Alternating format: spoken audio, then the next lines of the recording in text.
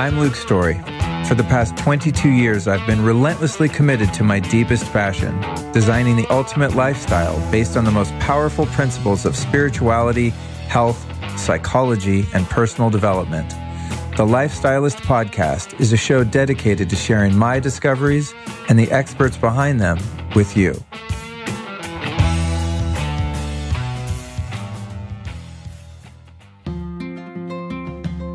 I'd like to take a moment to talk about EMF, or electromagnetic frequencies. Now, if you're a regular listener to this show, you are no stranger to the topic because I've covered it with so many of our past guests.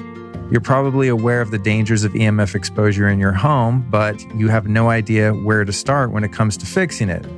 You might be concerned about your exposure to the current 3G, 4G, and 5G wireless networks now active in most major cities. You might have even attempted to test the levels in your home yourself with EMF meters you found online and just became frustrated and confused and kind of gave up on the project. Well, same story here. That's why I created the EMF Home Assessment Masterclass with my friend Brian Hoyer. I've been passionate about this topic for many years, and I finally took it upon myself to take all of the information that I've gained and create an amazing video course about it. Now, this is going to be released in the coming weeks, so I wanted to give you a heads up on it. You can go to lukestory.com/EMF Masterclass. That's lukestory.com EMF Masterclass, and sign up for the wait list. You can also text on a US phone the word EMF Masterclass to the number 44222. So again, you can text EMF Masterclass to 44222 or go to lukestory.com/EMF Masterclass, and you will have the opportunity to enter the wait list. And when you do so, you're going to save $100 off the course. Yes, that's right. This is over 4 hours of content. There's 7 modules, 6 bonus videos. And in this particular course, you're going to learn everything, literally everything you could have ever wanted to know about not only how to find the EMF in your home, but how to fix it. It's pretty awesome. So again, go to lukestory.com/EMF Masterclass, or using a US phone, you can text the word EMF Masterclass to the number 44222.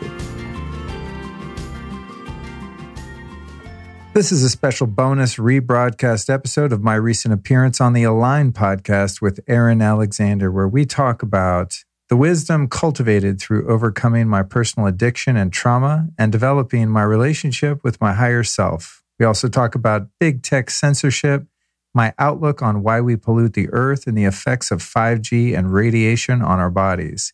We then dive into a very meaningful and deep conversation on why we become addicts in the first place, how to break our cycles of addiction, the karmic effect of how we live our lives, and how it ties into our spiritual evolution.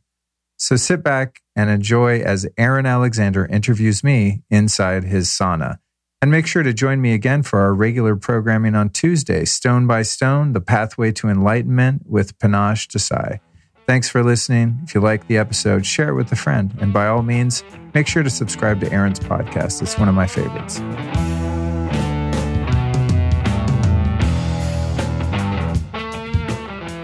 What is the big tech censorship? Big tech. Big tech censorship. Yeah, they're kicking all these people offline for having different points of view that are differ from the social justice warriors that run all of those tech organizations and things like that. So alternative health and things they deem to be not fact-checked and things like that. Yeah. What do you think? Know who Alex Jones is? Mm-hmm. Yeah, yeah, so they deplatformed Alex Jones. Like within a 24-hour period, he was taken off. His app got deleted from iTunes, his podcast, his Facebook pages, his YouTube channel, his Twitter, and his Instagram. They all concerted together and just poofed him into non-existence, which is really terrifying because what happens next is people that are a bit more moderate than Alex Jones start to get taken down, and it's happening now. You have your Jordan Petersons and other people that are being censored that aren't doing anything weird at all. And the people on the left are all cheerleaders of this because they're typically people that are more conservative leaning. Yeah. I mean, I guess you see Alex Jones is about as conservative leaning as you get, perhaps. But then what they don't realize is down the road, then once you set that in motion, then it sets a precedent for anyone that the powers that be disagree with to be deplatformed. Yeah. And so you might be like, oh, I hate that guy anyway. Fuck him. Yeah, take all his stuff down.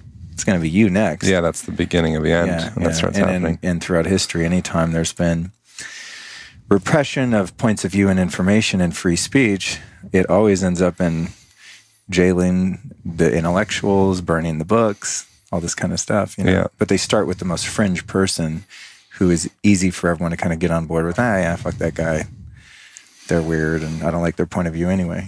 It's interesting how many times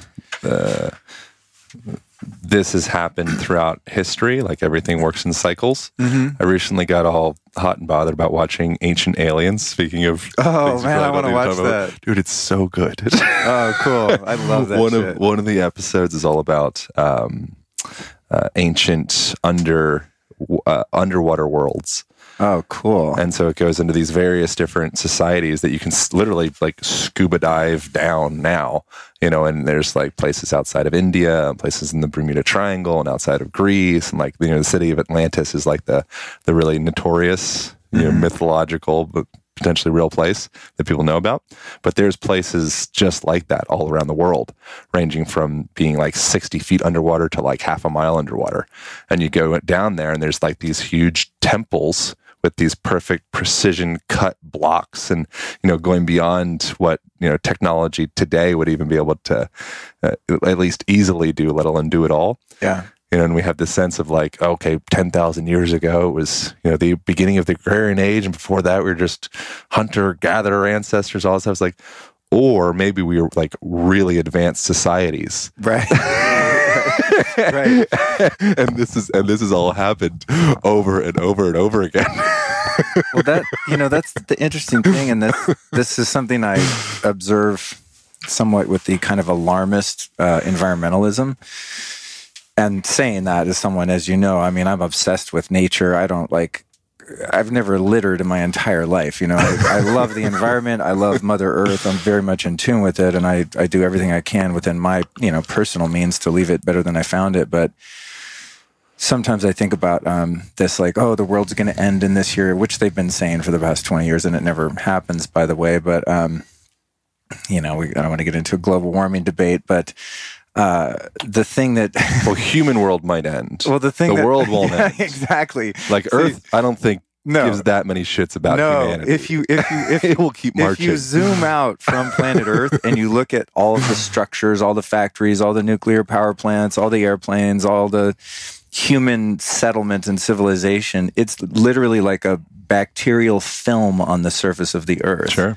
And the Earth makes one little shift on its axis, or a meteor, or any cataclysmic event happens, all records of everything going on now is all gone, and we just get swallowed into the Earth as these other, ancient civilizations appear to have been, to some degree. But that's not an excuse to like trash the environment. It's just like, dude, we're not that important. I think it's the self-importance of humans. I think it's interesting, like when you're trashing the environment, I think it's a direct reflection of your perception of yourself. And if you're a person, like when you very rarely see like a kombucha container littered on the ground. You'll very often see like a highball Keystone Light. Keystone Light or Monster Energy or something like that. Yeah, that's funny.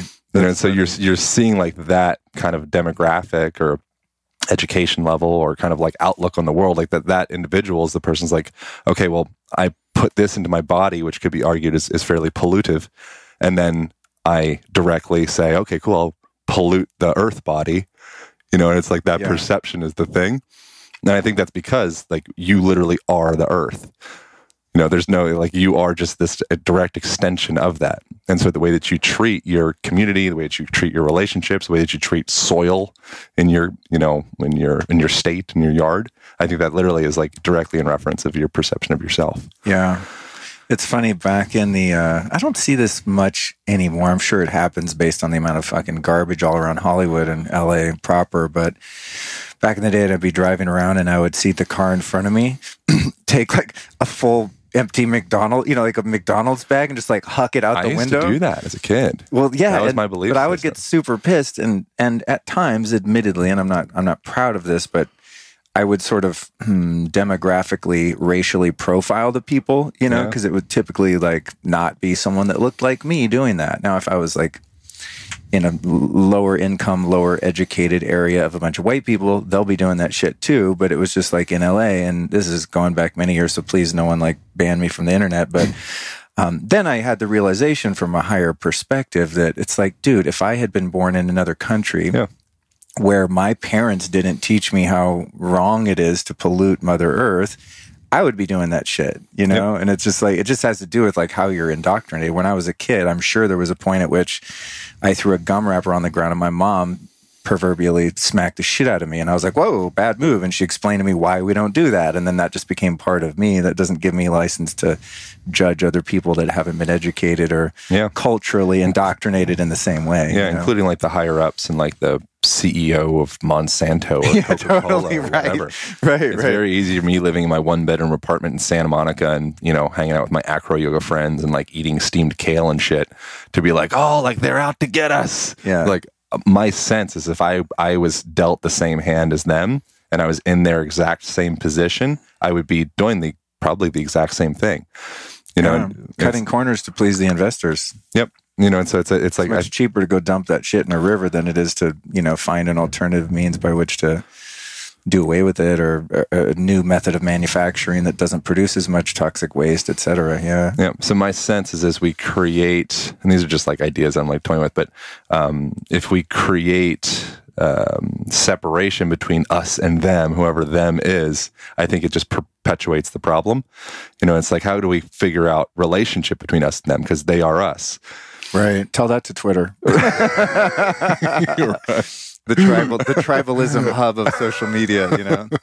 I find, you know, I've deleted Twitter from my phone. I don't even use Twitter really. I mean, I don't tweet. I think the only thing I really do on Twitter is post my content, or my team posted it, and then if I find something really compelling about 5G or geoengineering, like environmental issues that I actually care about, well, not that I don't care about all of them, but those are the ones to me that are like, duh. Yeah. Why are we whining about driving cars? Meanwhile, you know, we're killing off all the bees with cell towers. Can you talk about that a bit? Is that something that you have some degree of expertise in? Oh, I wouldn't necessarily say expertise. I think I just have a different point of view, and my point of view is as someone who grew up without cellular technology, without microwave radiation in the atmosphere in our environment, and then seeing how it's like putting the live frog in the water that's cold and boiling the water slowly. The frog doesn't notice. And I think as a species, we're not noticing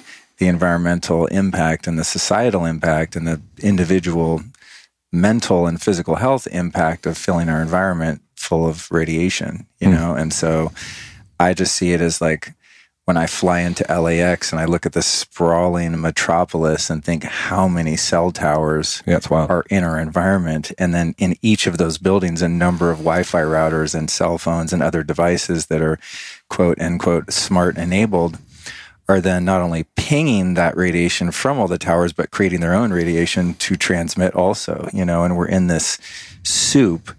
And then you start to look at the science on what happens to your biology when you're exposed to radiation. And it's crazy because I just saw, speaking of Twitter a couple days ago, but I'm in this bubble where everyone I know, all of the scientists that I follow, all of the doctors, everyone who's trying to build awareness around this and find alternatives or at least ways to mitigate it, I think everyone is aware of that because the science is so irrefutable. But a couple days ago, Elon Musk answered a question from someone about 5G.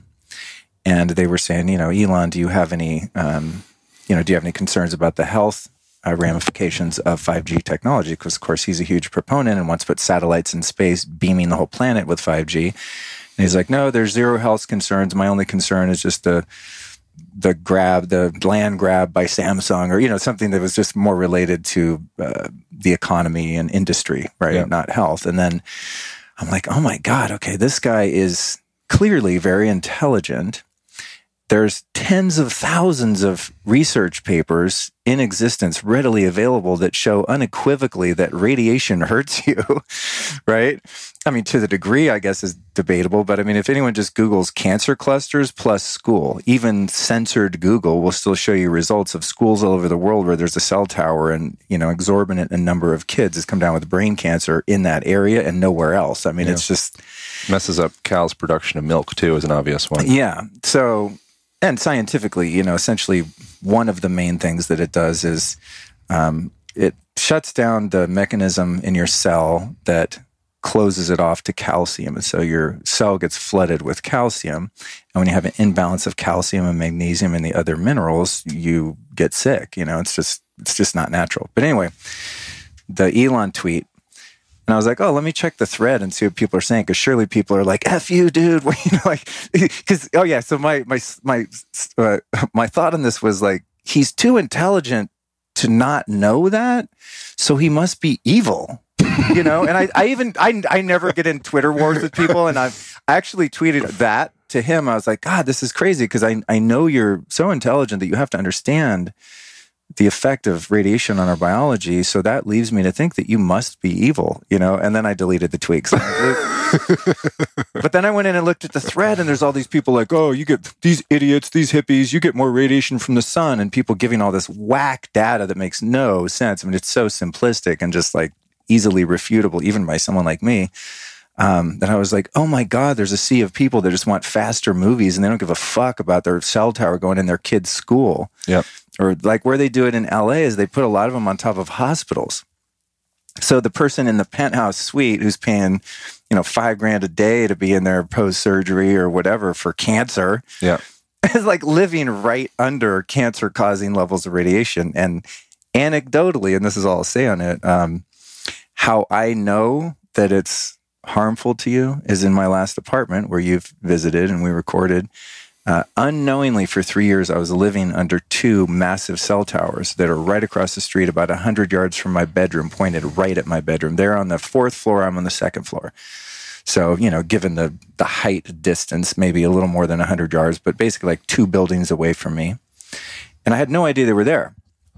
And while I was living there, I had just horrendous health problems. I was sick all the time. I had colds. I had flus. Like, I don't get colds and flus, dude. I'm like clean living guy. Then I started to get excruciating headaches almost every morning. I started to get this insane brain fog where I could barely function. I mean, emails were like just difficult. It was hard to drive at times. I had so much vertigo.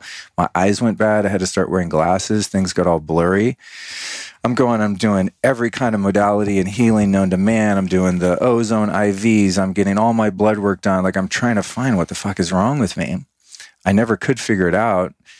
I installed this thing called a Blue Shield Cube, which is the scalar wave technology that essentially, it's a little on the quantum woo-woo side, but essentially what it does is it radiates a harmonious field of energy within your living space that your body attunes to and renders you, I wouldn't say impervious completely, but much less under the effect of EMF, because your body's going to tune into whatever frequencies are in the environment. So if you overpower the EMF with something else, your body goes, oh, dang, this feels a lot better, and you kind of lock into that. I'm oversimplifying it. I did an interview with the inventor, and it's an hour and a half of a deeper scientific explanation. But anyway, I improved this. I put this thing in my sleep. Oh, and that's the other thing. My sleep just sucked. I couldn't fucking sleep. And I couldn't figure it out. And I thought, well, I'm going to install this thing. This is before I knew about the cell towers. I'm going to put this thing in here just because I know I have a lot of ambient radiation in the environment just for being in the middle of the city, right? I put that in and I started to sleep better. Some of my symptoms subsided considerably, but I didn't really make the connection that it was that thing. It's just, in hindsight, looking back, I realized, oh, actually the last 6 months I lived there, I got a lot better. And then I connected it to the fact that I installed this thing in my apartment. So there could have been some placebo there. What is the thing called again? Blue Shield Cube, BLU Shield, SHIELD. They're out of New Zealand. Cool. They make a little pocket EMF thing. It uses scalar waves. Any like new age hippie will know what scalar waves are. Right.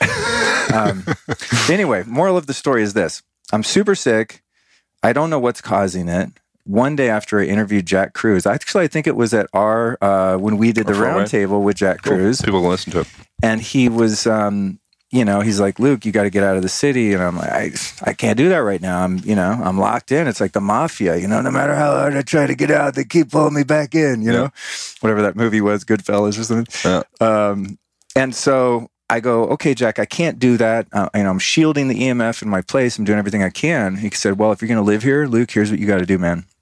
You got to watch the sunrise and the sunset every day to at least get your dopamine, your neurotransmitters, your cortisol, all that shit in check, your melatonin cycles. Like if your circadian rhythm is intact, at least you have that, which is like the core of your health, according to his methodology. Cool.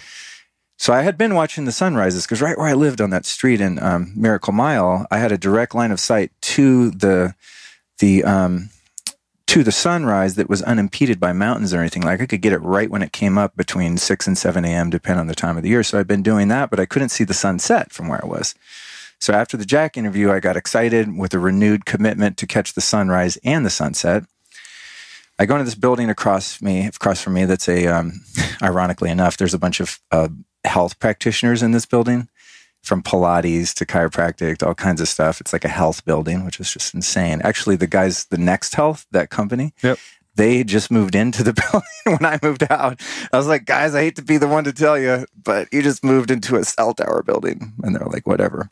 But anyway, so Jack inspired me. One day it's almost sunset. I'm like, I'm going to sneak into that building. I mean, not sneak in, but I didn't have any other business being there. I went into the stairwell and I worked my way up to the roof on the 4th floor. And right when I got to the top of the stairs, I see all these Verizon warning radiation signs. I'm like, you gotta be fucking kidding me. Is this what I think it is? I'm all excited to watch the sunset and like get healthy. I open the door and there's these radiation signs everywhere. And there's 2 massive, like multi-tower cell units behind this faux wall, which is why I didn't know they were there for 3 years, or I would have moved the first day and broken my lease. They were so close, So I walk out there, I go, holy fuck, this is what's been wrong with me. I've been getting radiated every night, anytime I'm in my apartment, but especially in the bedroom because they were closest to that and there were no other walls interfering beside their little fake wall and the thin-ass wall of my 1920s Spanish building, So I immediately found a place in the Hollywood Hills, and that's where I live now. And the minute I moved, my symptoms just totally took a nosedive, and I'm good to go. Yeah, so it's like... Interesting. That's not nocebo, because I didn't know they were there. It wasn't like, I'm living under these cell towers and making myself get headaches, making my eyes go bad, like causing all these health problems. I had no fucking idea that they were there. And I'm someone that's knowledgeable about this stuff, as I said, so I would never live somewhere that close to a cell tower. So anecdotally, like that's my experience. Although I do know people that are less sensitive than me for whatever reason. Could be limbic system trauma. The body's lived in a fight or flight response since I was a little kid through different things that I went through. And so I might just be a bit more susceptible than some people. Case in point, finally after I moved about 6 months, I didn't want to be that guy. I just couldn't live with myself, so I composed a really non-tinfoil hat, non-psycho email that was relatively neutral for the former tenants that I had lived next to as a fourplex, so there's 3 couples that lived in there. And I sent them an email with some links and some photos of the cell tower across from their apartment. And I said, hey, not to interfere with your life or put any negative energy into your subconscious or anything like that, but I couldn't live with myself if I didn't leave this burning building and tell you guys it's on fire, basically. And none of them answered my email. They're just like, what a kook. I feel fine. So, because I think I said, like, if you're experiencing headaches, insomnia, it could be affecting you in the ways that it affected me. One of the tenants, the girl that moved into my former apartment, emailed me back. She's like, yeah, I've heard about this EMF stuff, but I really don't care. Like, I need to live in the city. She was like, I'm not worried about it. It's like, cool. So then there's that, but there's the Bruce Lipton, Joe Dispenza side of it, which is mind over matter, consciousness over matter. Yep. And you can transmute exterior threats to your system through the power of your belief and overpowering those EMFs. And this sounds crazy, using your mind and actually generating your own magnetic field within you energetically through meditations and breath works and just intention of like, I'm safe. There is a God. I'm going to be okay. It's not making me sick. So if you live under a cell tower and every moment you're thinking, I'm getting cancer, I'm getting cancer, I'm getting cancer, you're getting fucking cancer. Right. Probably, So Well, so I wonder with that, so a big part of what I wanted to get into with you, which you have an immense amount of experience with, is addiction. And first, something like pops up as you're talking about this stuff, I feel like if you're living in a place where you do feel chronically drained, that body, that person would probably be more susceptible to something that temporarily takes you out of that reality. And, so then I think that's like the rat park, the rats, and they did an experiment in Vancouver where they gave the rats like rat girlfriends and rat wheels and rat ponds and the whole thing. Like they don't care about cocaine. Yeah. But then the rats that are like in this cubicle environment where it's just white walls and blue light and probably a bunch of radiation, but that's, not involved in the research, obviously. Those rats really love some cocaine. And they'll avoid food for the sake of just doing more cocaine, and so I think it's an interesting thing of like what addiction is in the first place and the environmental influence of addiction, but then also like your upbringing. And I just wondered for you how your perspective of addiction has evolved over the years. And then your history with it, and just touching on it a little bit. I know we talked about it previously, but it has evolved a lot, man. And it's like, how do I even start? First, I think from my point of view as someone who's been free of active addiction for 23 years, the 15th of this month in February, it's a day that I hold so dear to my heart. Having had some time away from that life of bondage, which anyone that's been addicted to something, like alcohol or crack or heroin and the things that I was addicted to, knows that once that gets lifted from you through... in my observation and in my own experience, it got lifted through a deep surrender that I couldn't fix it. And this is the premise of the first step in the 12 steps, is that I'm powerless over this thing and my life is unmanageable. In other words, like I can't work my life. I suck at being the manager of the business known as my life. Like everything I do just turns to shit. I have like the opposite of a Midas touch. And so have the fecal touch, another shitstorm. So through that surrender comes humility of an open-heartedness and a broken-heartedness and an open-mindedness that allows a power greater than oneself to enter in and do for you what you can't do for yourself. And this is the premise of really the whole 12 steps, which to me is, just throughout at least recorded history has had the most profound impact on addiction than anything ever. Kind of the premise of Christianity as well. Yeah. So as someone who's been free of it for a long time, looking free of it in the sense that I am wise enough now to know that there's parameters that I can't cross. Like I don't drink alcohol, I don't do coke, I don't do speed, I don't smoke weed. There's just things that are just off limits for me. And we can get into a conversation about clinical psychedelic use and plant medicines and stuff, which are categorically different in their intention, their effect, and outcome.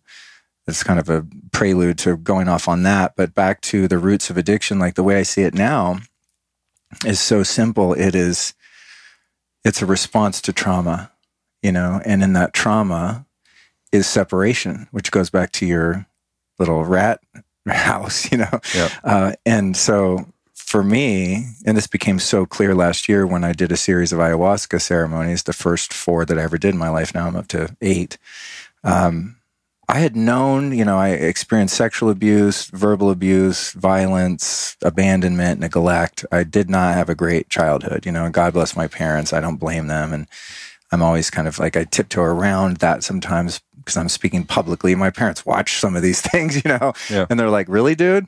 You're going to out me like that? My parents did the best they could, but let's just say environmentally, and I wasn't sexually abused by my parents. Let's just get that out there. I would never want anyone to misconstrue that. That would be a whole other level of trauma that I know many people have experienced, the incest side of it.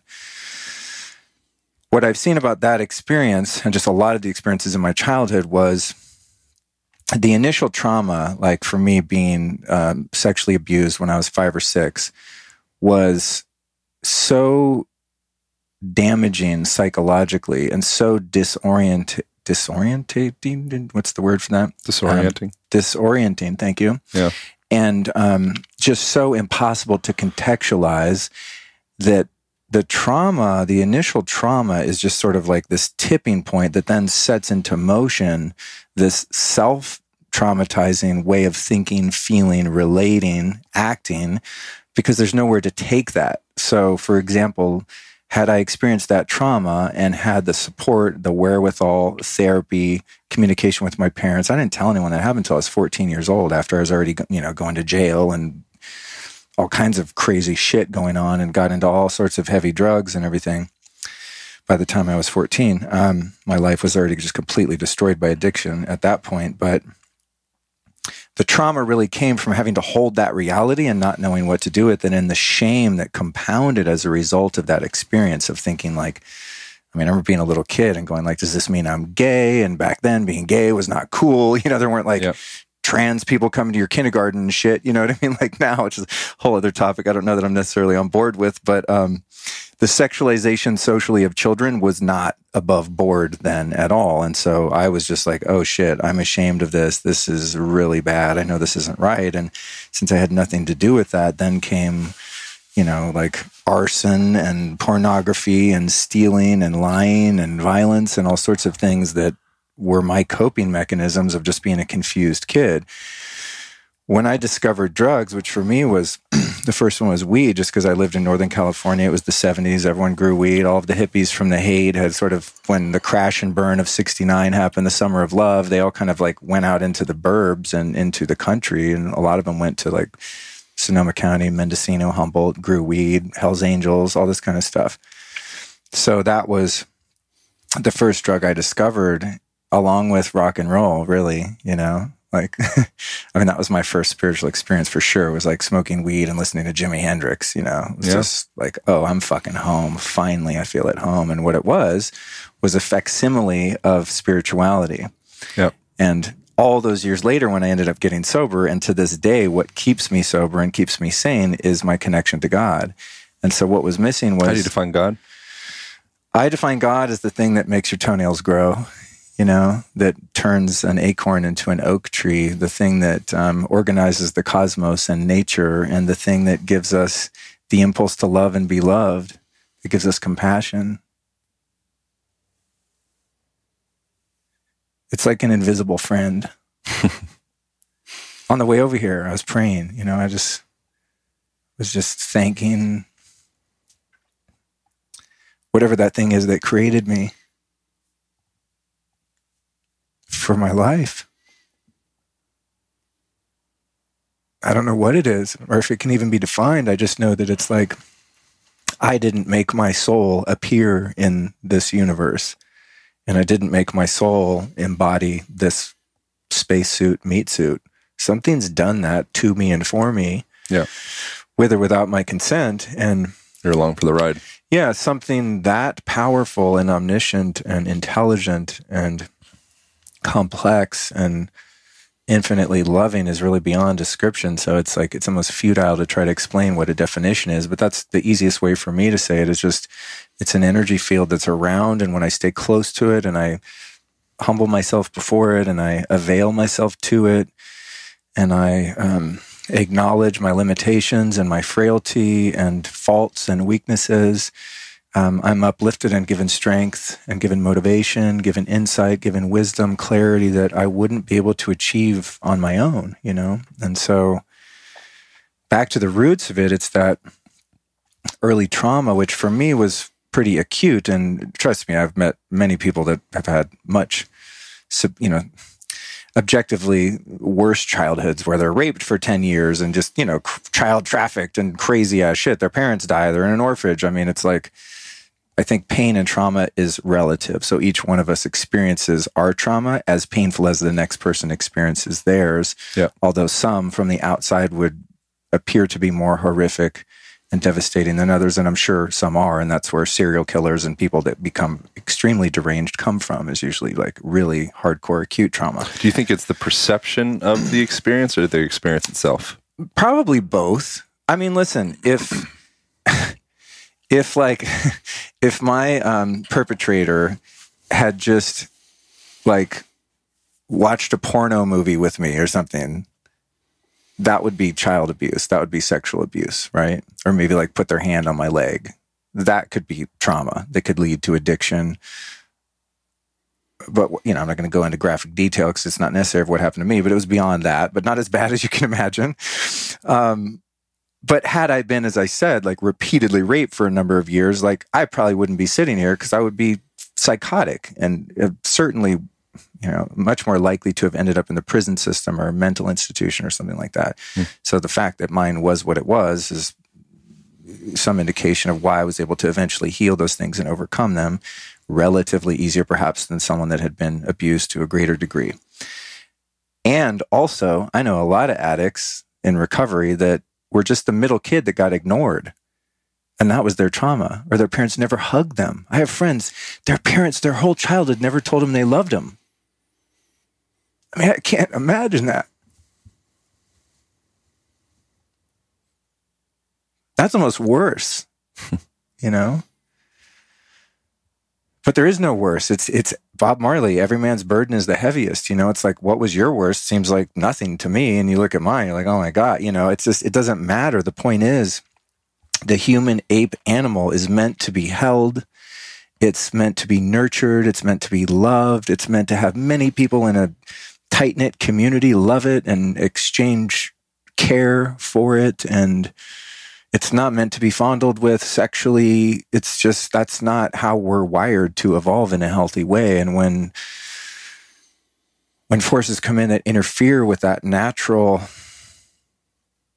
maturity and growing and the coming of age ceremonies that would have been inherent in our ancestry, and all those things are skipped and missed, and you have divorced parents and everything's fragmented, and you're put into a factory worker mold school system that takes no account of your learning style and the type of personality you have and all of that.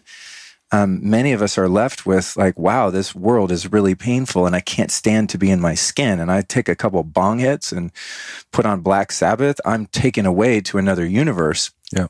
And we think as addicts that we're getting high, like our consciousness is being elevated because now we feel free, we feel loose, we're happy, we can forget about the molesters, we can forget about the abusers, we can forget about our failures and our insecurities and our inhibitions, and we feel like, oh man, I'm high, I'm free, like, I just want to stay like this.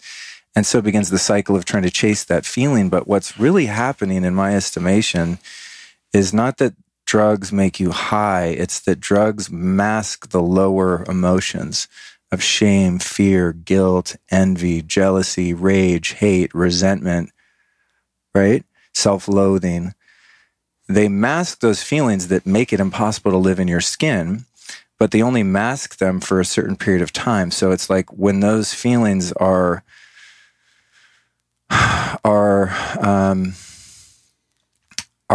how do I say it? Like when those feelings are nullified by taking drugs, then when the drugs wear off, you're right back at that low level of consciousness that you were. In other words, they're a facsimile of raising your consciousness. When you get sober and you start to do recovery work and therapy, and then even later on in one's journey, perhaps even plant medicines and things like that, then, and meditation and all the spiritual practices, Kundalini yoga, breath work, whatever one's, method it is, they all trails lead to the top of the mountain. So I don't think there's like one over the other, but when you fundamentally orient yourself to a spiritual way of life and inner healing, you're not getting high. What's happening is you're not masking the shadow side of yourself and all those lower emotions and those lower states of being. What happens is you are actually elevating your consciousness. And when you elevate your consciousness, the need to numb your pain goes away because the pain goes away because you're raising your consciousness, And so that's kind of my view of addiction now, is that we've all experienced some degree of trauma. It's just that some of the trauma is more acute than others. I mean, I know people that were the elder child and were the best at sports and the best at academics, and they had unreasonable expectations placed on them by their parents to be the hero kid, the golden child, and they could never measure up. And they became drug addicts, and they were never abused at all. Like their parents were just like, you have to be the best. Yeah. Additionally, this is where it gets weird to me. This one I don't understand, but it just seems to be the case that there are certain people, and it could have something to do with genetics and just inherited addictive patterns. But there seem to be some people that are susceptible to becoming addicted to substances and some people that aren't. The people that are like me, the first drink I had, the first Coke I had as, 9, 10 years old, whatever it was. I mean, it was so euphoric. All my problems completely disappeared. I was in this enchanted forest of bliss and love, and I just felt free of all of that pain and shame and everything that comes with it. But I know other people who don't get that sense of relief for their trauma by doing drugs. So they get into shopping or codependency or working out profusely. They have some other sort of compulsive addictive behavior because they don't have that gene that makes you take a drink and go, yeah, give me another one, give me another one, give me another one, give me another one. And that's why I don't drink. I don't even know if I could drink. It's possible, who knows? I might be able to have a beer and not have 10 more that night and end up in downtown LA doing heroin. Yeah. But I'm not taking that fucking chance because for a good 15 years of my life, anytime I just dipped my toe in the pool with certain substances, I'm in the pool. And I don't know when I'm coming out. I literally would end up in different cities and states. I had no idea how I got there. I'm with people that are really nasty people that I would never in my waking state choose as friends. In recovery, we call them lower companions. And then eventually through the moral degradation that's inherent to addiction, you become one of those lower companions for other people. Like their parents are like, don't hang out with the Luke guy. You know what I'm saying? You become one of them to some degree or another. And then you have that moment of realization, probably years later, you're like, oh shit, I'm a lower companion. Yeah. I had no idea. Dude, when I got sober, I had to make amends. I thought I was Luke. Yeah, Good times Luke. Well, dude, I was so deluded. See, because this is where the denial comes in. I was so deluded that, when I like to kind of sound tough that I was a heroin addict and stuff, because there's still some mystique of coolness, I think, of Keith Richards, and stuff, yeah. But I never used needles, and that was really, I mean, looking back, the grace, now I use needles all the time. I shoot peptides up, But I knew if I started to shoot up, that I was going to fucking die because the way I used was so gnarly. I mean, it was just like a ravenous animal. Once I took something, I could not stop. But one of the ways denial played into my addiction is I smoked heroin, right? You could get this Mexican tar heroin downtown LA. I'm sure there's plenty there still, probably more. So our borders have become more porous since the 90s. But I would do that. And to me, I was like, no, this is like a stoner kind of hippie thing. I was into the Grateful Dead. I smoked weed. I sold weed. And smoking heroin was kind of like smoking opium. It's just like a chill vibe with a lot of throwing up and a lot of dope sickness and running downtown with $8 trying to find someone at 2 a.m. because you're getting sick, But there were all these sort of defense mechanisms I had to justify it. But there's my type of person who's born that way. But I have a lot of friends who experience a lot of trauma, and drinking doesn't make their trauma feel better. They're like, oh, I have a headache, I'm dizzy, I don't like that medicine, but I'm going to be a workaholic and work 16 hours a day until I die of a fucking heart attack at 35. That's their coping mechanism. That's where I think there's a lot more similarities between everybody than there are differences, including going back to the CEO of whoever, fill in the blank company, that perhaps their addiction is power or money or notoriety or any of those things. But those are socially acceptable addictions compared to the one where it's what you're describing, that's very socially unacceptable. Yeah. And in a sense, I question sometimes if some of the ones that are more taboo to fall into that trap is almost in a sense a better trap to get into. Oh my God, yeah. Because all of culture is going to be like, dude, you need help. We're here for you. Yeah. Whereas the person that hates themselves, but they keep on raking it in, it's culture just keeps dude, wow, you're killing it. You're killing it, man. Wow, look at you. It's a totally different setup. Yeah, you're so right. I feel, and that's, when I got choked up earlier, just when I thank God for my life, I'm not thanking God just for the life that I have now where the career I have and the relationships and my girlfriend and I'm so blessed as just a general human being, not even taking into consideration my past and how horribly things were going for me and would have continued to go had it not been for this divine intervention I experienced in 1997. I'm thankful for, and this might sound fucking crazy to anyone who's been abused, but I'm thankful for the abuse experience. I'm thankful for my parents having a learning curve in parenting. I'm grateful for other perpetrators and abusers in my life. I'm grateful for all of the shitty ass decisions I made that really wrecked my life, and so many situations in which I put myself in harm's way. And well, I'm not grateful for harming other people, but the lessons that have come from my acknowledgement of the people I've harmed along the way, because I truly believe that without those very potent incentives, I would probably not be as devoted to my spiritual life, my evolution, and the growth of my consciousness as I am. For me, the beginning of the journey was so life or death. It was like, get God or you're going to fucking die. Period. That was the only way out. And when I seized that moment and understood that on a fundamental level, it worked. It worked. I was set free. I checked myself into a treatment center. I was 26 years old.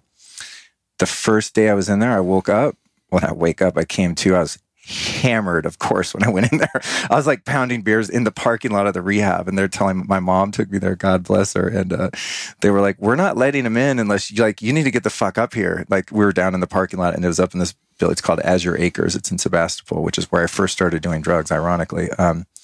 But I was wasted when I got in there, and then I woke up the next morning, or came to, just so sick and already in withdrawal and hungover and everything. And I remember going to the nurses, and I'm like, you guys, I'm not doing well. Like, you got any Dilaudid or something, you know? And they were like, oh no, you're actually fine. We took your vitals. You're okay. You have to pray to God.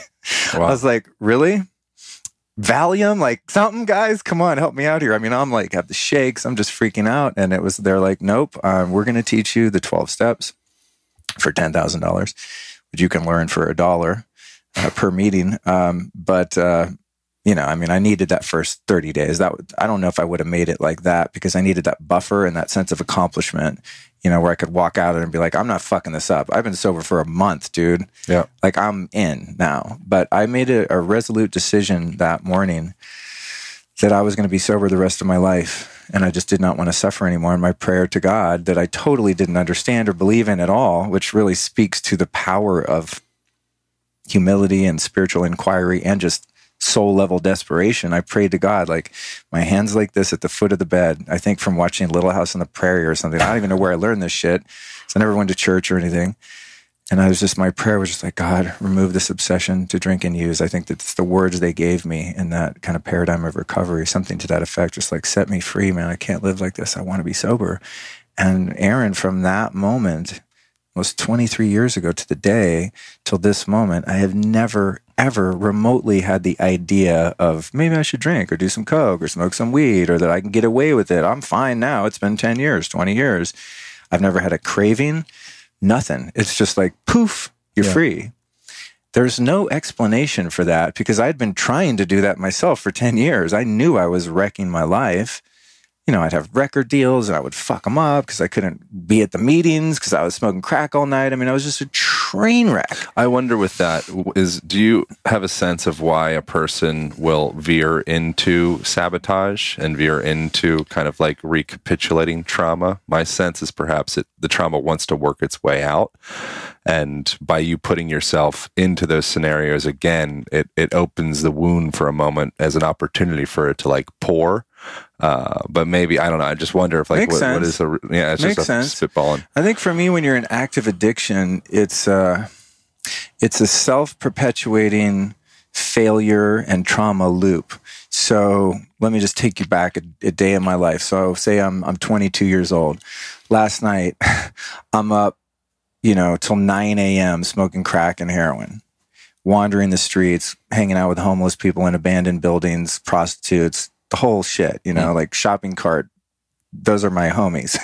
Wow. Behind the gas station on Hollywood and Highland. And I'm not trying to sound badass. I mean, it's fucking pathetic. And I knew it was. So the next day I come to and I'm like, oh my God, I'm such a loser. I smoke crack. Like, crack is not cool. At least if you smoke weed, you're like, yeah, I'm a stoner, man. It's cool. There's like an identity to that's in some circles socially acceptable. There's no social circle above board that's like, you smoke crack? Awesome. Yeah. So all of that shame and all those feelings I've been suppressing from, 10 p.m. till 9 a.m. on that run now are flooding me. And now I've got not only the original trauma and the pain and just the wrecked life and the self-awareness that I'm a total failure at everything, but now I have like the hangover and all the shame of knowing what a loser I am. So the only way to get rid of that is to go do it again. it's fucked. That's why I have so much compassion for people that are in active addiction, and also, somewhat of a contempt for people that judge those people as morally weak or just bad people or lazy or stupid. It's like, you literally do not have a choice when you're addicted. You just don't. I'm sorry. You're compelled by such a strong drive. It's like the drive to live. It's like the self-preservation, because the pain that you experience psychologically and emotionally, and the spiritual disconnect and the social disconnect and all of the betrayal and lack of intimacy and trust and human connection and love is so profoundly damaging that when you're in that cycle, the only way to alleviate the pain is to just keep going and just watch the wheels fall off. Yeah. And I don't know what the stats are, but from my observation and understanding, a vast percentage of people that are in that cycle end up dead or in jail, or if they're lucky, in some sort of mental institution. And I would venture to say most of the people we see out on the streets that are living on the streets are those people that are in that cycle and didn't have a mom to call like I did, where I could be like, white flag, I'm done. Like, help, get me in a rehab. She lent me the 10 grand to go there. God bless my fucking mom. As much as I drive around Hollywood looking at the encampments and shit and go like, really? Like, local government, you guys get your shit together? What's wrong with you fucking Democrats? Yeah. I mean, you don't see that shit in like red states, you don't go to Salt Lake City and see that shit, or I don't know, whatever. It's a whole other conversation. But, as much as it's like, God, I feel like such a dick. But if I'm honest, I'm just like, ew, I don't want to look at that. But then a moment later, I see some guy who's 50 years old with dreadlocks and a sunburn, some like old, a white dude like me that just didn't have the help that I had and the grace that I had. Yep. That's fucking me. It was just the change of one decision in my life of making that one phone call. That's me. And that's why when I pray, or I go into ceremony, or I meditate, on a good day, when I can keep this close to my heart and my awareness, is that I'm so grateful for the whole experience, because without those experiences, albeit painful and ones, if I had a choice, maybe, wouldn't choose to be molested. You know what I'm saying? Like, who fucking wants that? But whoever I am today, the man that I am today at 49 years old, 23 years sober, it's like, a lot of the time I actually really like myself, and people also seem to like me and the impact that I have on their life. And I think the impact that I'm able to have and the things I like about myself are my deep level of empathy and compassion and love for other people. Because when you've been in that sort of abject pain for that long, it's really hard to hate other people and to not see their pain. Even like I have right now, I have this really kind of obsessed online troll who just has made it his mission to just post stuff about me and things like that, good for you. Which is flattering. It means I guess awesome. I'm doing something right. That people are paying attention. People listening, I could use a troll. But there'd be, there would have been a time in my life, you'd be like, fuck that guy, I'm going to get revenge, and get all like wrapped up into that energy field of like, oh, I'll show you. And it's just, I think, oh God, I see the pain in someone that feels the need to, like someone who's in that much emotional pain and abject loneliness and whatever they're going through, that they're motivated to spend their time and energy to attempt to hurt other people. So it's like, rather than me condemning that person, I really feel, it's annoying a little bit, because people like, someone texts me today, oh, here, I saw this guy. And I'm like, yeah, I know. It's a little bit, mildly irritating, but really underneath that, if I stop and just get present, it's like, oh, I know that pain. And I just wish I could hug that guy and just be like, dude, I love you. It's okay. You're safe. It's like, this isn't going to help. I know things that will help, and this ain't it, I wonder, and I don't know if I could have arrived at that level of understanding and just unconditional love for fellow man. I mean the worst of them, because as we were saying earlier, each human being, as depraved as their behavior is, and I'm talking about the worst in history, they are literally doing what they think is right at every given moment. Yeah, that's my belief. Like, and I'm not going to name names because people could be triggered, but just think of the, most abhorrent, evil people in history. And there's even a lot of them in existence right now, that are attempting to, through power plays, win elections and things like that. And even those people that on a surface level, I'm like, fuck them, I hate them. It's like, no, they're acting out their trauma. They're acting out their patterns. Because this is what happens when you experience trauma. you build neural pathways based on survival mechanisms, and then those become ingrained and deeply embedded. And then throughout your life, you have a way of, your felt and sensed experience of life is shaped by those experiences for which you did not have support and help to heal them in the moment. And then those become the neural pathways or the thought patterns, the emotional states that get ingrained into who you are. And those become your character. And your character becomes someone who's vindictive, who's power hungry, who's selfish, self-centered, who is a pathological liar, who steals, who harms other people intentionally. Evil people inherently are all good. It's a reaction to their environment, And so I don't condone that. And I think certain people, honestly, I won't say I support the death penalty, but I wouldn't say in all cases I'm entirely opposed to it. Well, sometimes I'm probably opposed to it, actually. Let me just on the record. I don't think killing someone because they killed someone but I feel like killing them, and I feel like they should be punished or just removed from their gift of life should be revoked because their crimes are so heinous. But I think in a more realistic sense that every human soul is deserving of and is able to have redemption because the power of God is greater than the power of evil. Yeah. Now, we don't have the systems in place by and large to facilitate that transformation and that healing, to turn a pathological pedophile into a trustworthy priest. You know what I mean? But at the core level, there is a sense of forgiveness for them, no matter how evil their deeds have been, because I know they're just suffering, and their suffering is being expressed in those ways. I think as far as like the death penalty, which I obviously don't have a strong opinion either way, because I don't think I understand it enough, but I feel like, harking back to the idea that the earth is all, we're all one interacting organism in this thing. And so coming from like an allopathic model of medicine compared to like more of like a holistic naturopathic approach, it's like, at what point do we cut the tumor out? And what point do we go more intrinsically and work with activating the body's healing mechanisms from within? And so I think that that's a similar analogy with like the death penalty. At what point do we cut this aberrant mutation of a cell that's destroying the organism as a whole, or our perception of that? At what point do we decide to literally take a scalpel and chop it off and let it die on a plate? And at what point do we say, okay, maybe there's something deeper that's creating that aberrant pattern, and we can look at that. Mm-hmm. And sometimes maybe we don't have time to look deeper, and we need to do, maybe a little bit of both. Yeah. I feel like that's like a kind of a fair analogy. Yeah. I think I would, as I sit with that, my previous comment, I don't think that, not like what I think fucking matters anyway in the great scheme of things, but just on record, since we're recording these things, Luke thinks he's spiritual and he wants to kill bad people, So I don't think that's a solution. I mean, here's what I think. Okay. I think that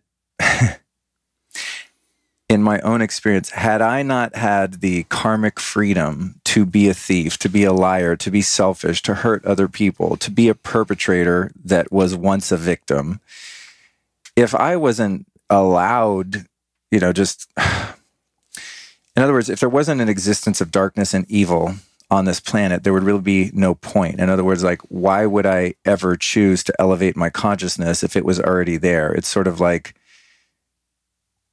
having a world that's just completely bliss, and there's no wars and there's no molesters. Everything's white or everything's gray. Yeah, then it's like, well, why come to Earth School because you're a PhD going back to kindergarten? Like, why would you do that? We all need the freedom and that scope of possibilities, that open realm where we can be the most depraved, evil person ever and work our way up, even in one lifetime, to an angelic being that only contributes love and light to the experience. So that's why I never get caught up in causes like save the world, like change the world. I don't think the world needs changing. The world's perfect just the way it is, because it allows the full expression of the human soul to go from the lowest levels of animal consciousness to the highest levels of angelic God realization. And without that spectrum of possibilities and room to play, how are you going to grow? Like, what's the purpose of coming to Earth? Yeah. And it seems to me, based on all of the different spiritual traditions and teachings that all sort of come from different cultures and times all over the planet throughout history, that they all support this idea that we're in this earthly material experience to grow and evolve, and we're given choices, and every choice we make from like I had a choice just now. Someone got behind me and I was going super slow because I was looking for a parking place. I would have annoyed me in that moment. I didn't realize someone was behind me, and they went, just not a bad honk, not like wah, wah, wah, but they're just like boop, about that long. My initial reaction was just slam on my brakes, fuck you, finger out the window, because I was kind of annoyed trying to find parking. I'm 5 minutes late, Sorry about that. No, it's fine. You told me where to park. I just lost. I have like 50 channels of communication. I don't remember where a message was. But that little minute moment, it's like, so what? You flip someone off, big deal. And yeah, big deal, whatever. But in that moment, I had one little micro choice to contribute positivity or negativity to the energy field, to the collective, right? Yeah. And my higher self superseded my lower self, animal, that was like, threaten me, fuck you. If they had had a nicer car than me, I definitely would have flipped them off. No, there was a time when I used to get really mad at people because I was in a 95 Nissan Maxima Burgundy. It had a system though. Oh, that's good. Yeah, I was bumping. Yeah, it was bumping.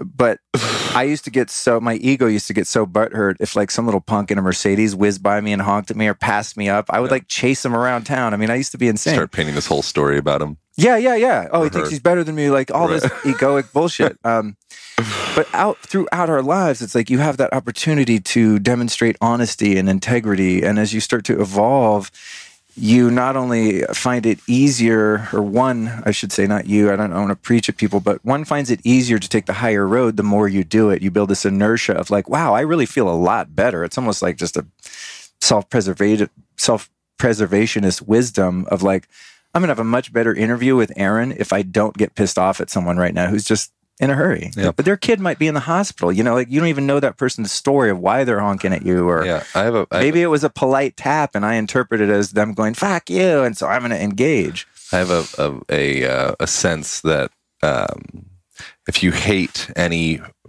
being, you essentially hate yourself. You know, it's because that being that you conceive to be out there, one, you know, say the troll example on the internet, you know, like they probably don't love themselves, whether they realize that or not. The fact that they're investing energy and trying to tear somebody else down, it's like, come on. But for the most part, when you start to harbor that sensation of distaste or hate or whatever it may be, the beings out there, they have no idea. You know, there might be some telepathic morphic resonance, you know, Rupert Sheldrake stuff going on, or they actually can feel through the field, whatever. But, you know, that stuff aside, you are essentially planting a dark seed of cancerous shadow inside of yourself. You know, so when you have that moment of like, oh, that guy, you're literally filling yourself up with darkness. And that guy or girl out there, they're just walking their dog, doing their thing. You know, so it's a very interesting thing, the idea of like to hate. I think we want to kind of pass responsibility and like, oh, this is about them. It's like nothing is about them. Yeah. It's all about you. Yeah, it is. Like exactly. I'm a narcissistic millennial, so it's easy for me to say that. But I think in the end, for every one of us living inside of this dream, it's all about you.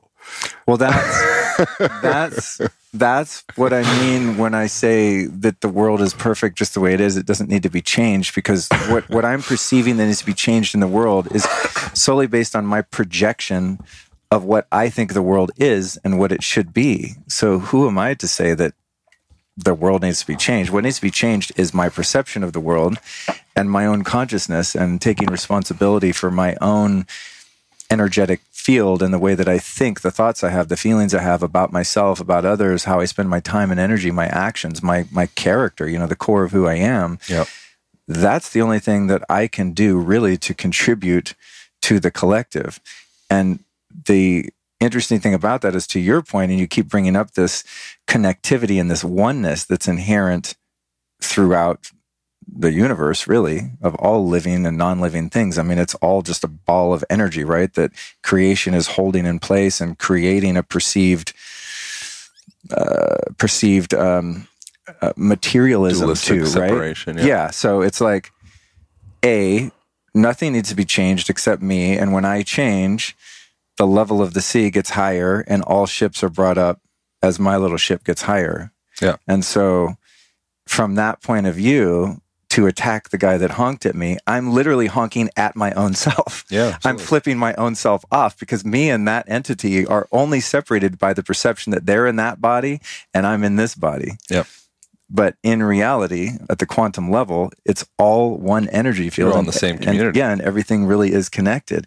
And that's where it gets really interesting, because then every little drop of positive energy that one puts into the universe is instantaneously gifted unto oneself.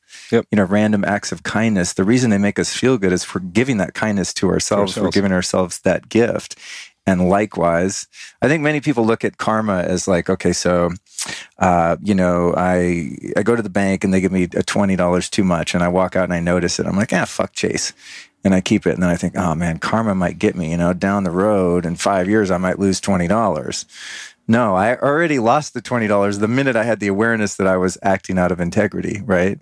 I've already robbed myself of the most precious thing I have, which is my own integrity and my character. And I've already lost. It's not worth it. But from a lower animal nature state, as many of us live in, and I, of course, like everyone, sink down into that at times, you don't view the world like that, because you're caught in the limbic system and you're looking at your environment as friend or foe in that duality that you mentioned, so that everything is a win-lose proposition, and the name of the game is win, win, win, win, win at the expense of everyone else. And I think if you win, then I can't win. And that's where competition comes from, right? So the idea of abundance and the idea of karma, to me, are all one and the same, and they're instantaneous. So the second I hurt you or make a little snide, passive-aggressive comment, I've just hurt my own soul and stopped my own progress. Tenfold over whatever it does to you, because you're still able to protect yourself based on your perception. Because you could look at me and be like, oh, he didn't mean it. He's just in pain. He's just insecure around me because his ego's threatened. You could have that understanding and be absolved of that whole loop of drama.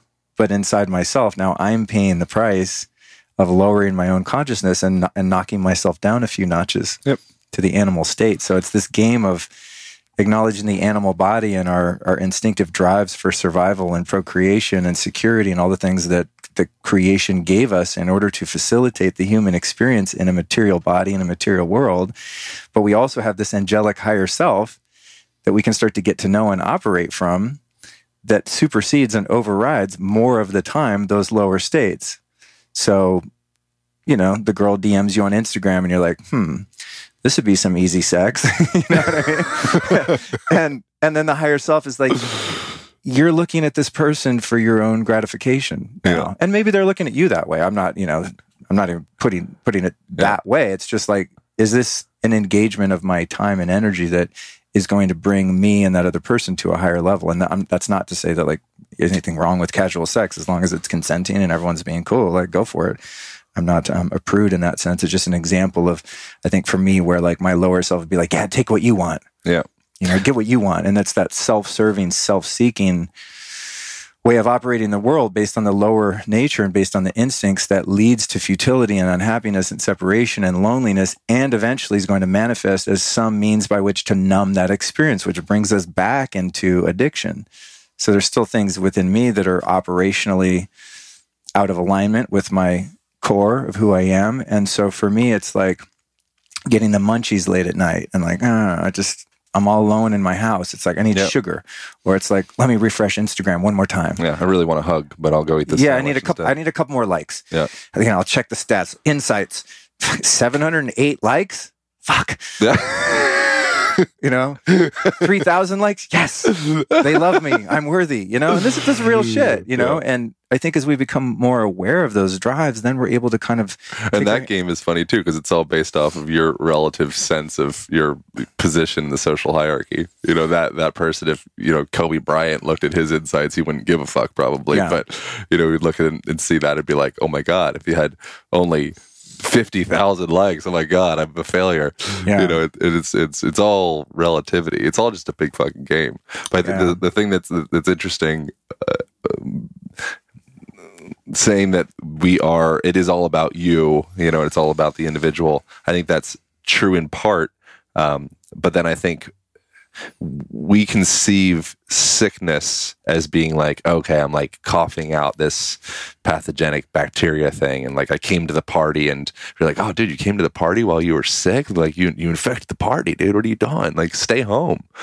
You know, I think it's like we that's easy for us to see, even though bacteria is, you know, invisible to the naked eye, but the belief that perhaps that darkness of that, oh, you know, F them, and, you know, I hate you, and this and that, and no, F the government, and F the this and this, and like that literally is this dark cloud that you bear within you, that you've subconsciously or unconsciously probably chosen to keep for you because it serves you for some reason. You know, because of, like, you know, the whole polls, it's like, okay, if they're terrible, it means I'm good. But my goodness is based off of their terribleness, you know. But what you are doing, in fact, if you have not checked up on your own internal, emotional, spiritual, psychological hygiene, is you're literally, as you walk out into the street, into the world, you're like coughing out this darkness. You know, and we're always attuning to each other. And then that gets into, I'll wrap this up because, you know, this is good. You know, but we're always attuning to each other. So at the same time, you could say, well, the medicine is actually going back to the tribe and being in the communion with others, because they've kind of have more momentum as a team. So we're always attuning to each other. So they can kind of heal that within you, because we always want to kind of find this rapport with each other. We want to connect with each other.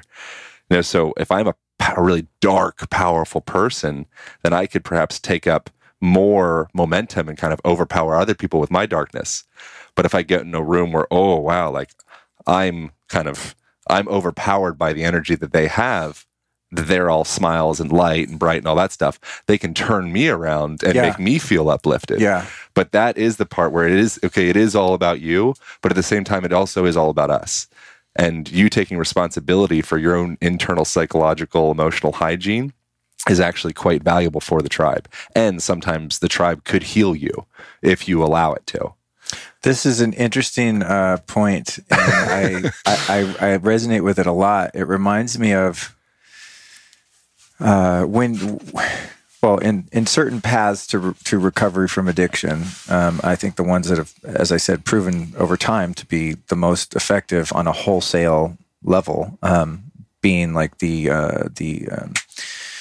introduction of the 12 steps in Alcoholics Anonymous in 1935 in Akron, Ohio. When that happened, like the whole game changed on human behavior. That's where group therapy came from. I mean, it's so interwoven into our Western, and not only Western now, but many other cultures in the world, that it's ubiquitous, and we sort of take it for granted. They talk about it in movies and TV. It's not like a thing now to be in AA and be sitting outside the church smoking cigarettes, drinking coffee, where, you know, when it first started out, it was very sort of underground and very anonymous and all of that.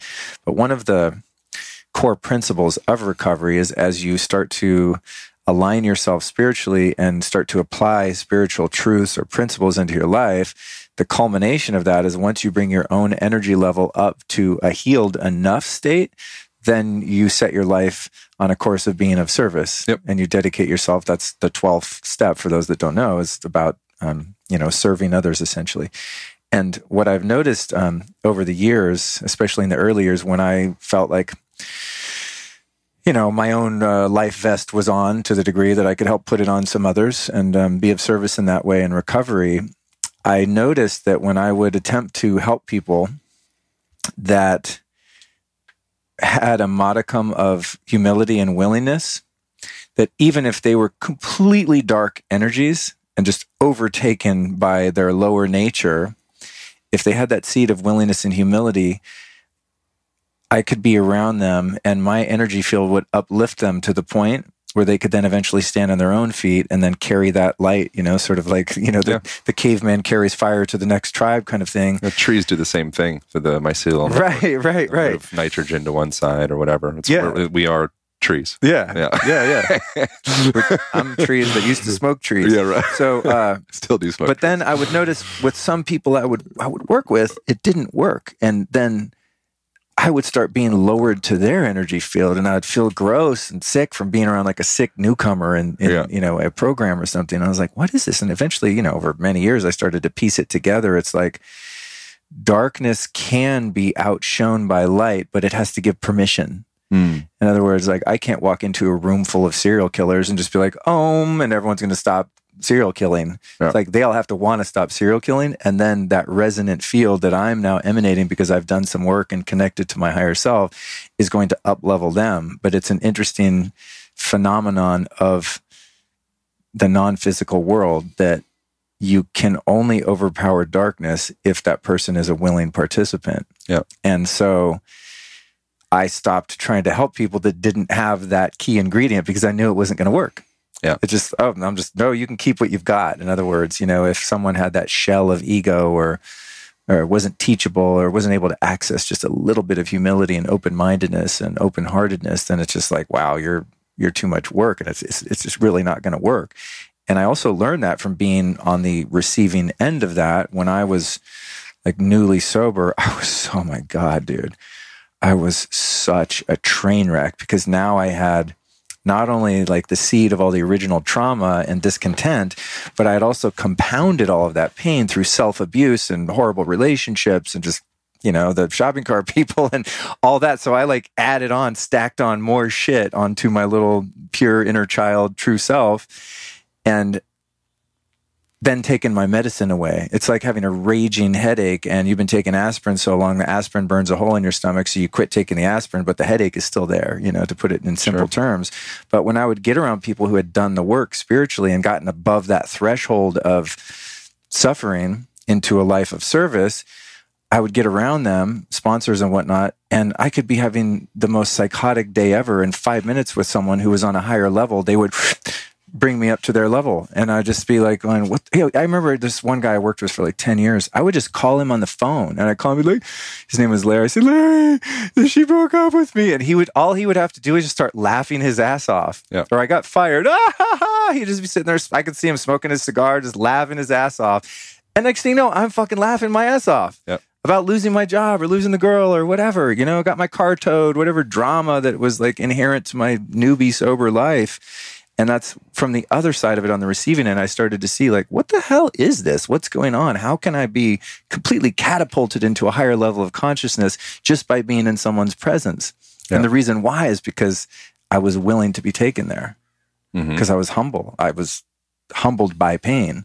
And then over the years, that humility and the desire to expand and grow comes now more from the joy of that growing and the realizations and revelations that are inherent to the work. It's not because I'm suffering. Like I don't meditate and pray because I'm in so much pain. I meditate and pray because I feel awesome and I want to feel even more awesome. Yeah. And then the problems that I experience now in life are like the ones we were talking about earlier. You're like, how you doing? I'm like, I'm having a tough day. And I'm like, just so many people email me. You know what I mean? It's like, that's my problem. It's like too many people are sending me cool opportunities and it annoys the shit out of me because I don't have the ability to keep track of it all. You know, it's like relative. The quality of problems is much higher than like, I just got towed and, I'm getting audited by the IRS. My toxic relationship just ended. I'm in withdrawal from codependency and, all the things that used to be like just part of my daily survival, not life. Yeah. I feel like we got to wrap this thing up, but I feel like something that I'm interested in is the shadow parts of myself that I am too self-righteous to realize are there. I think like that's the most dangerous form of shadow is like the self-righteous one. Cause they're like, it's like a humble one, and the person's like, my life's falling apart. I don't really know what's going on. And like, I feel kind of collapsed and dark. And, like that person's like, okay, cool. Like we can work with this.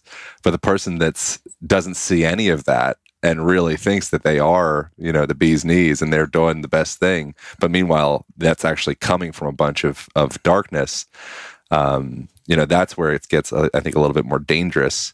And so that's something with myself. I just like, because that person looking out from this perspective, I can see that person be like, oh man, they don't even see it. It's like, okay, well, if they don't see it, what the hell don't I see in myself? So I think it's an interesting thing to like, with some degree of regularity, do a little introspective look of like, okay, like where do I think I'm the shit and I'm actually flailing? I wonder with just like wrapping things up, is there any like well, how does that hit you? But then I also want to have like kind of like takeaway, from this conversation, because this was like a very like big conversation. I wonder, as far as like the tangible, only kind worth having. Yeah, exactly. What else is there to talk about? Right, exactly. But I wonder, do you like goji berries or maca? Like what? We're past that. Yeah.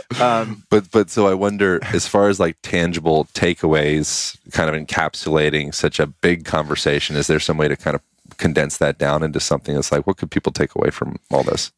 Yes, there definitely is. This is where, this is a tricky part of it for me. And that is because I'm someone who's deeply committed to my own growth and evolution. Inherently, for that reason, I'm always looking at the bullshit that I need to overcome, whether it's, something as seemingly innocent as using Instagram too much to the point where it's interfering with my daily life, or I'm almost crashing into people because I can't resist refreshing it or something, right? But when we're always looking at like, okay, what is it that I need to excavate out and work on now? Like, where's the shadow? Like, where am I? Or maybe I'm becoming prideful and egotistical because I'm making something of myself and building a brand or whatever it might be. There's a real trap in like becoming addicted to fixing, right? To where all I ever see is like, oh God, I still need to work on this thing. Like I just got rid of this thing. And now I discover about myself the other thing. And how my teacher, David Hawkins, not my teacher, like I knew that we weren't homies texting, but just like the guy that I've probably learned the most from in this realm, talked about how when we're on a spiritual path, we're always seeing the pile of coal in front of us that needs to be shoveled. Meanwhile, ignoring the 10 piles of coal that are behind us that we worked through, So in my own arc, it's like, oh my God, I used to be such a fucking train wreck of a human being. If you just compare me now to me even 10 years ago, I mean, I'm like an enlightened master.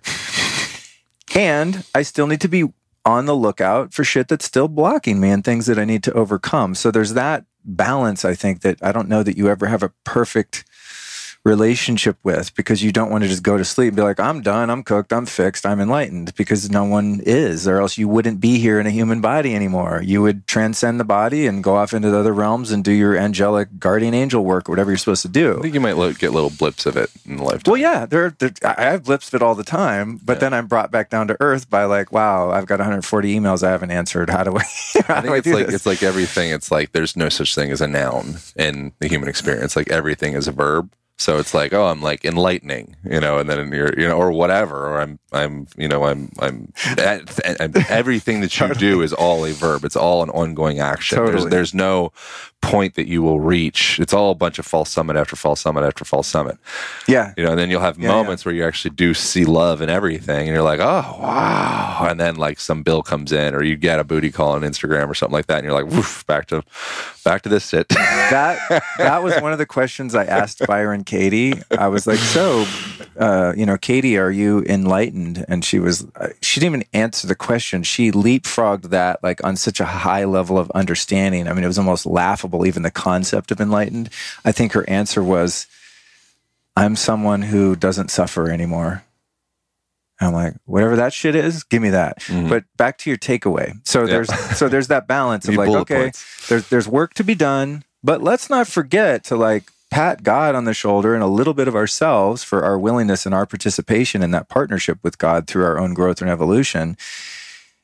Let's acknowledge the progress made, and let's be balanced and, discerning about what we think needs to get done. But in terms of what you said with the blind spot, there's two things that come to mind as a great takeaway. And that is, I believe that every wise person needs people around them that have more wisdom and more experience in the form of a mentor, a sponsor, a therapist, someone who's objectively outside of your life experience that can point out your blind spots based on the fact that they've experienced those blind spots, spotted them, healed them, and are now at a higher level than you. It's like that concept you hear in sort of in business and entrepreneurship. You never want to be the smartest guy in the room. Yeah. And I'm working on that now as my friendships have all kind of shifted. And I was always, the past few years, and it sounds arrogant to say, but for lack of a better way to phrase it, I've always kind of been the smartest guy in the room and mentoring people and been kind of the leader of my little clique. And I don't like that anymore.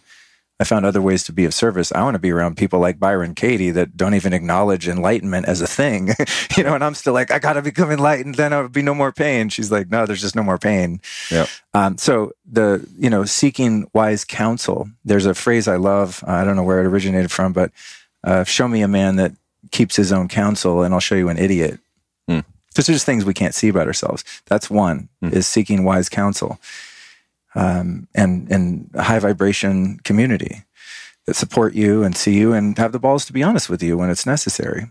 Like a great partner, I think, can do that in a way that's supportive. You know, my girlfriend now, I mean, she's pointed to, we've been together a short time. I've known her for a couple of years, but she points things out to me in a loving way. And I'm like, oh shit, I didn't see I was doing that, you know? Yeah. The other thing is, and this is not a blanket recommendation for everyone, this is only my personal experience, but like a good therapist, in my experience, the entheogens, the plant medicines, are like a therapist on fucking steroids. Yeah. Because they'll show you the shit. In my experience, again, I'm not an advocate that everyone goes off and, you know, runs to Peru and does ayahuasca. And I mean, it's something you really want to take into careful consideration and make sure you're at a place in life where you're stable enough and the setting and the shaman and the whole thing is legit.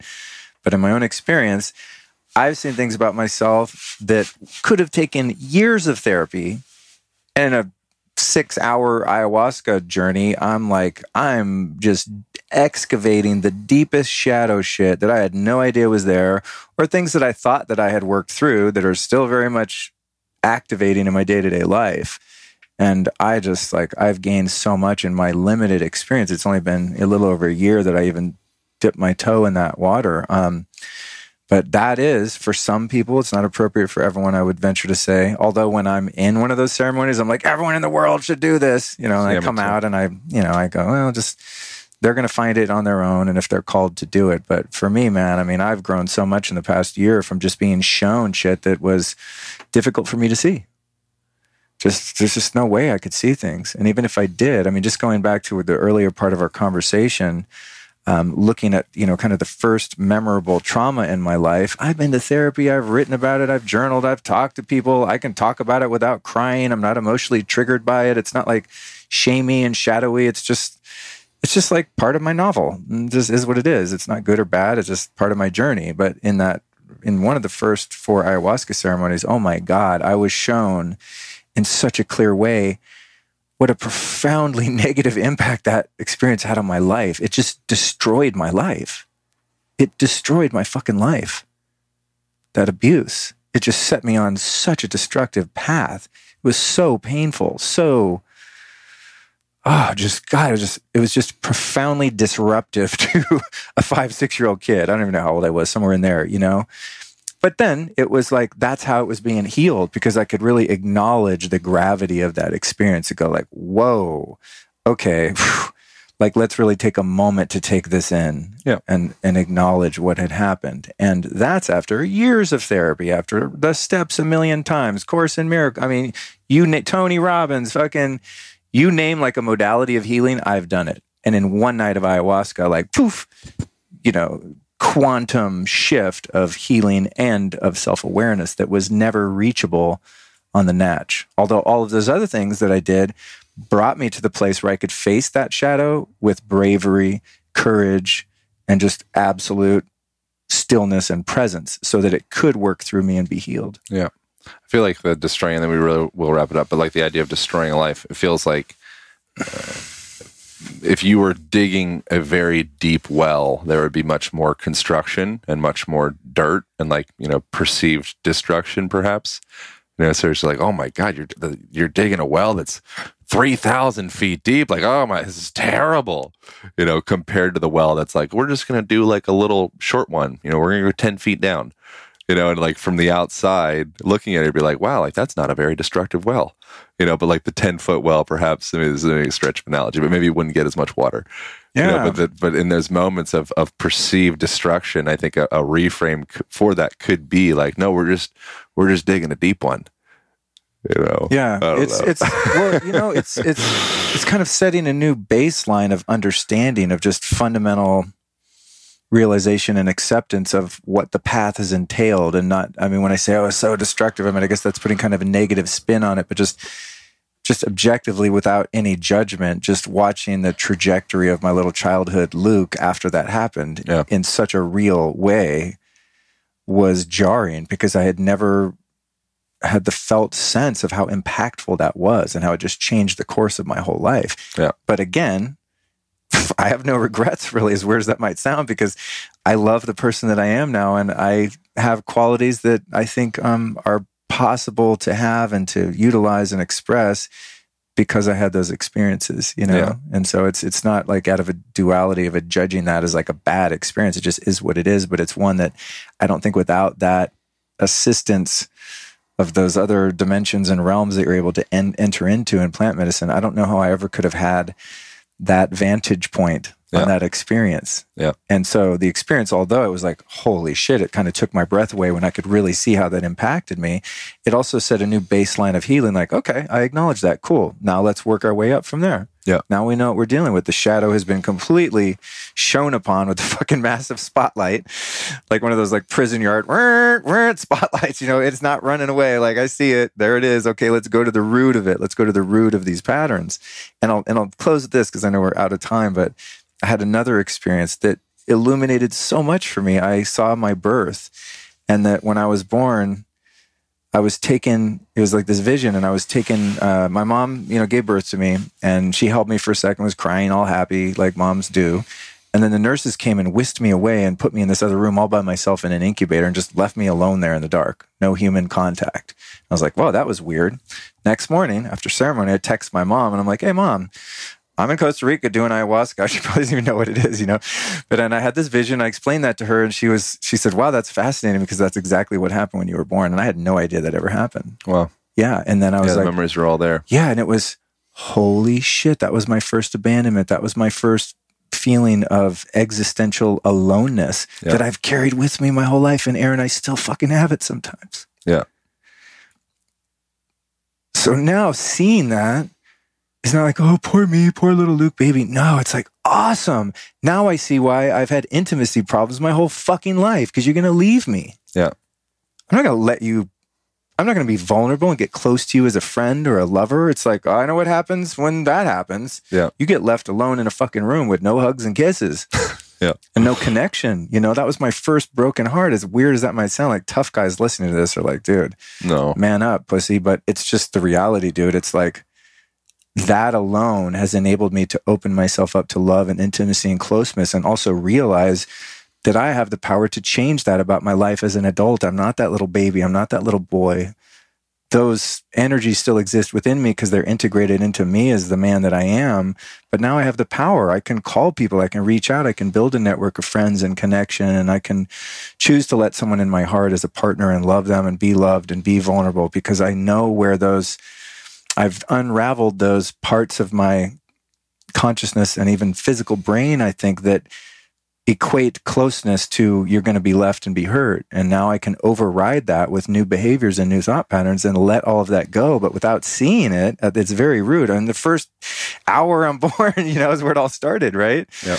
With that awareness, now I have probably before that even. Right, past lifetimes and even in the womb and all that. Womb, yeah, upon conception. Yeah, there was a lot of drama, I'm sure, going on while I was in mom. So anyway, that, you know, that's to say in the takeaways, it's wise counsel, you know, in the form of therapy, coach, mentor, whatever. And then for some, not for all, perhaps maybe the exploration of plant medicines in the proper setting, very thought out, very guided, very safe. Make sure you're fucking ready for it. Or even in a clinical setting, which would probably be even safer with things like psilocybin and MDMA and ketamine and all the things that are now sort of loosening up from a regulatory standpoint to allow us to facilitate a deeper healing and have those kinds of insights that are impossible to have in your waking beta state. Like, hey, I want to figure out what my problems are. You just can't get there. There's too many layers of it without some kind of assistance, whether it be exogenous from a substance or exogenous from another person that possesses some wisdom and insight into you that you're unable to access. Yeah. I perceive the plants as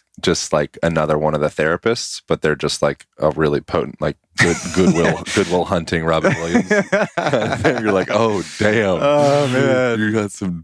Yeah. Anyways, where should people go from here? What's the ghost direction? I so greatly appreciate getting to share these moments in the sauna. Oh, man. It's the first podcast I've ever recorded in the sauna.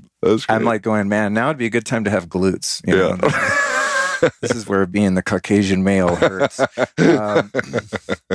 I mean, I guess there are Caucasians with a big ass too, but I definitely have the flat white ass. I'm feeling it on this board. Oh, that's good. But I love me some infrared sauna, so it's good. And I just, before I plug shit and make people go follow me and give me money eventually or something, I just want to acknowledge you as a seeker and as a really good friend. I appreciate that, man. Likewise, I feel the exact same way. It's so special to be able to have a deeply connected conversation with someone, and someone who has no agenda and is real and accepts you for who you are and you accept them and you support each other and there's no competition, even though we joke about our iTunes ratings and stuff. It really is a joke. It doesn't matter. But I just want to acknowledge that in the work that you're doing. And it's just a cool time that we live in, that we're able to, at least for the time being, I mean, a lot of the censorship is terrifying that's going on now. Had I said the V word for immunizations, we could get taken off the fucking internet or something, But for now, we are having this independent media surge, and we can have long form bits of content and share ideas and experience like this in a way that's never been possible before on a large scale. Yeah. And so I just have so much respect, and I just honor people like you that are doing the work and helping me to have my own experience and my own journey. This is how I learn and contextualize my experiences, by talking about them. That's just the way that I learn. I'm a vocal person. You might have guessed that, because I won't let the episode end. So thank you. Where people can find me is, my mothership is lukestory.com, STOREY, and all my videos and podcasts and content are there. But I think the thing that I make the biggest contribution in, that's the meatiest, is my podcast, The Lifestylist, which you've been on like 5 times now or something. Yeah. And The Lifestylist is just like my pride and joy. And, I get to have like today, my episode with Joe Dispenza came out. And I mean, like, who am I to sit down with people at that level? And I don't mean that as like to be self-deprecating. I just go, dude, if Joe Dispenza would have met me 20 years ago, he would run, you know what I mean? So it's just been such a gift to be able to have those conversations, and like we're doing today, to share those with tens of thousands of people. I'm just, tickled shitless. So the Lifestylist podcast is really the thing that I put the most energy into content-wise, and I'm working on a book and some retreats and things that'll be percolating later on. But the podcast is where I'd love people to kind of, get into my work.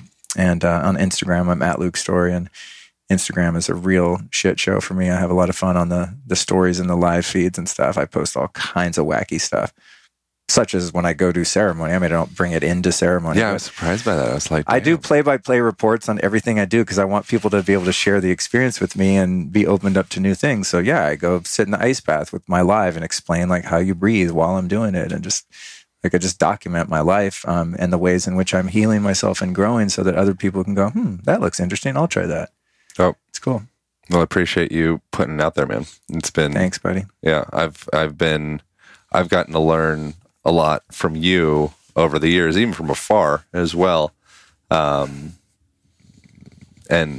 yeah, I'm just so immensely grateful to get to orbit. Our orbits slowly converge together, and I'm just so grateful for the opportunity for that to happen, man. So I appreciate you. Likewise. Thanks, dude.